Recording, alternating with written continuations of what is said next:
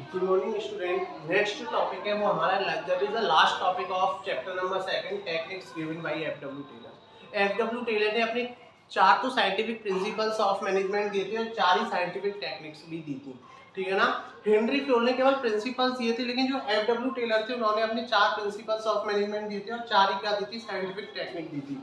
आइए, पहली scientific technique है हमारी फंक्शनल फॉर्मेंसी। फंक्शनल फॉर्मेंसिव का मतलब होता है one employ get the order from 8 superiors. जब एक सबऑर्डिनेट 8 लोगों से ऑर्डर प्राप्त करता है, that is called functional foremanship. यानी कि when the one subordinate get the order from 8 superiors, that is called functional foremanship. It is just the opposite of unity of command. जो हमारी फंक्शनल फॉर्मेंसिव जो टेक्निक है वो हमारी यूनिटी ऑफ कमांड जो हमने प्रिंसिपल पढ़ा था हेनरी फ्यूल का, उसके जस्ट अपोजिट है। क्यों? क्योंकि यूनिटी ऑफ कमांड कहता था कि एक सबऑर्डिनेट को केवल एक ही सुपीरियर से ऑर्डर मिलना चाहिए, लेकिन फंक्शनल फॉर्मेंसिव कहती है one subordinate get the order from 8 superior. तो जो हमारी फंक्शनल फॉर्मेंसिव टेक्निक है वो हमारी किसके अगेंस्ट है? Just the against of unity of command. अब जो 8 सुपीरियर होते हैं उसमें से 4 जो सुपीरियर होते हैं वो हमारे प्रोडक्शन डिपार्टमेंट से रिलेट करते हैं और 4 जो सुपीरियर होते हैं वो प्लानिंग डिपार्टमेंट से रिलेट करते हैं, ठीक है। तो ओवरऑल हमारे एक एम्प्लॉय को 8 लोगों से क्या मिलता है? ऑर्डर मिलता है। अब दूसरा है हमारा standardisation and simplification of work. Work को सिंपलीफाई करना। सिंपलीफाई का मतलब है जो हमने अननेसेसरी प्रोडक्ट्स बना रखे हैं उनको रिमूव करना, या unnecessary size, weight, colour of products को रिमूव करना, और जो हमारा प्रोडक्ट का एक स्टैंडर्ड साइज होना चाहिए उसी को मेंटेन करना और अपने प्रोडक्ट की क्वालिटी को मेंटेन करना। That is called standardisation and simplification of work. कि जो हमारा प्रोडक्ट का जो स्टैंडर्ड साइज होना चाहिए, जो स्टैंडर्ड वेट होना चाहिए, जो स्टैंडर्ड क्वालिटी होनी चाहिए, उसे हमें मेंटेन करना चाहिए। और सिंपलीफाई का मतलब होता है जो हम अननेसेसरी प्रोडक्ट प्रोड्यूस कर रहे हैं उनको हमें प्रोड्यूस नहीं करना चाहिए, बल्कि एक लिमिटेड प्रोडक्ट प्रोड्यूस करके हमें क्वालिटी पे क्या करना चाहिए? फोकस करना चाहिए। तीसरी है हमारी वर्क स्टडी। वर्क स्टडी के अंदर हमको 4 स्टडी करनी है। पहली है टाइम स्टडी।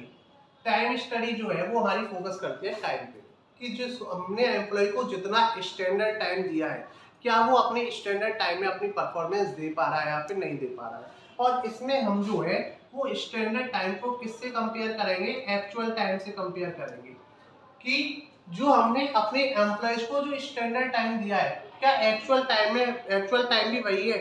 इसके अकॉर्डिंग हम उसकी एफिशिएंसी को क्या करते हैं? मेजर करते हैं। यदि स्टैंडर्ड टाइम ज्यादा है और एक्चुअल टाइम कम है तो इसका मतलब वो ज्यादा एफिशिएंट हो गया। नेक्स्ट है मेथड स्टडी। मेथड स्टडी का मतलब होता है एक काम को करने के पास हमारे पास बहुत सारे मेथड होते हैं और उसमें से हम जो बेस्ट मेथड होता है जो हमारी प्रोडक्ट की कॉस्ट कम लेकर आता है उस मेथड को हमें क्या करना चाहिए? प्रोडक्शन ऑफ गुड्स के लिए फॉलो करना चाहिए।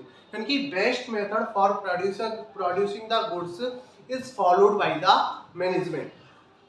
नेक्स्ट है मोशन स्टडी। मोशन स्टडी में हम पता लगाते हैं अननेसेसरी मूवमेंट्स। जो हमारे अननेसेसरी मूवमेंट्स होते हैं उनको रिमूव करना, कि जो हमारा एम्प्लॉय एक काम को करने के लिए कुछ अननेसेसरी मूवमेंट्स करता है उन मूवमेंट्स को रिमूव करने के लिए हम कौन सी स्टडी फॉलो करते हैं? मोशन स्टडी फॉलो करते हैं। और लास्ट है फैटिग स्टडी। इसको हम रेस्ट स्टडी के नाम से भी जानते हैं, कि एक एम्प्लॉय को कितना काम करने के बाद रेस्ट मिलना चाहिए, आराम मिलना चाहिए। क्योंकि जो हमारा माइंड होता है उसकी जो प्रोसेसिंग होती है वो कुछ टाइम बाद अपने आप काम करना बंद कर देता है। तो इस वजह से रेस्ट स्टडी होनी चाहिए, फैटिग स्टडी होनी चाहिए, कि हमारे एम्प्लॉय को कितनी टाइम के बाद में क्या मिल रहा है? रेस्ट मिल रहा है। तो ओवरऑल हमने वर्क स्टडी में 4 स्टडी पढ़ी। टाइम स्टडी को हम मेजर करते हैं स्टॉप लॉस से। स्टॉप लॉस से हम क्या कर सकते हैं? टाइम स्टडी को मेजर कर सकते हैं। एंड मोशन स्टडीज को हम मेजर करते हैं सीसीटीवी कैमरास से। जो हमारे सीसीटीवी कैमराज होते हैं इनसे हम किसी भी एम्प्लॉय के अननेसेसरी मूवमेंट्स को पता लगा सकते हैं कि प्रोडक्शन करने में एक एम्प्लॉय हमारा कितने अननेसेसरी मूवमेंट्स कर रहा है। और लास्ट है हमारा differential piece based system. Differential piece based system में जो हम एम्प्लॉय का जो वेजेस फिक्स करते हैं वो किसके अकॉर्डिंग करते हैं? प्रोडक्ट के अकॉर्डिंग करते हैं, प्रोडक्शन के अकॉर्डिंग। यदि हायर प्रोडक्शन होगा तो हम उसको वेजेस भी क्या देंगे? ज्यादा रेट से देंगे।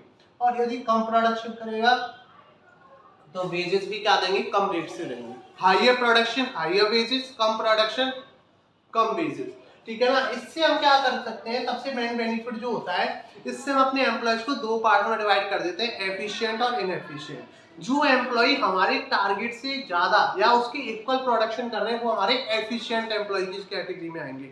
लेकिन जो एम्प्लॉय हमारे टारगेट से कम प्रोडक्शन कर रहा है, मान के चलो हमने एक टारगेट दिया कि एम्प्लॉयज को पर डे 100 यूनिट प्रोड्यूस करनी है, तो जो एम्प्लॉय 100 यूनिट से कम प्रोड्यूस कर रहे हैं वो हमारे एम्प्लॉय इनएफिशिएंट कहलाएंगे। लेकिन जो एम्प्लॉय हमारे 100 यूनिट से ज्यादा या उसके इक्वल प्रोड्यूस कर रहे हैं वो हमारे एफिशिएंट एम्प्लॉयज कहलाएंगे। तो हम एफिशिएंट एम्प्लॉयज के लिए जो वेजेस फिक्स करेंगे वो अलग होगा और जो इनएफिशिएंट एम्प्लॉयज के लिए जो वेजेस फिक्स करेंगे वो अलग होगा।